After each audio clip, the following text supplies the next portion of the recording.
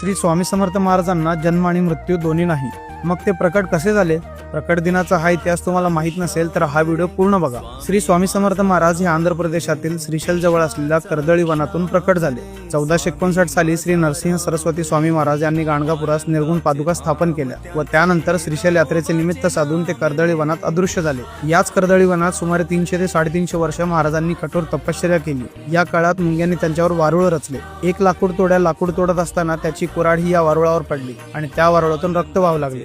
बघता क्षणी त्या वारुळातून एक अजानुबाहू तेजस्वी मूर्ती प्रकट झाली आणि तेच होते अक्कलकोटचे श्री स्वामी समर्थ महाराज. त्याच दिवसाला आपण प्रकट दिन म्हणून साजरा करतो. नंतर काशी, प्रयाग असे भ्रमण करत ते उत्तरेकडून दक्षिणेत आले. 1856 मध्ये स्वामी समर्थ महाराजांनी अक्कलकोटमध्ये प्रवेश केला आणि सगळ्यात आधी ते याच खंडोबा मंदिरमध्ये थांबले होते. स्वामींनी 22 वर्ष अक्कलकोटमध्ये वास्तव्य केले आणि अक्कलकोट हे तीर्थक्षेत्र झाले. अक्कलकोट ही एक अशी जागा आहे जिथे स्वामींनी आपली साधना केली, भक्तांना आशीर्वाद दिले आणि भिवू नकोस, मी तुझ्या पाठीशी आहे असा विश्वास दिला.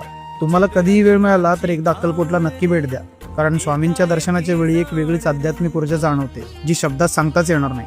स्वामींच्या कृपेने तुमच्या जीवनात सुख, शांती आणि समृद्धी येवो हीच या प्रकट दिनी स्वामींकडे प्रार्थना. जर तुम्हाला प्रकट दिनाची ही माहिती आवडली असेल तर पेजला नक्की फॉलो करून ठेवा.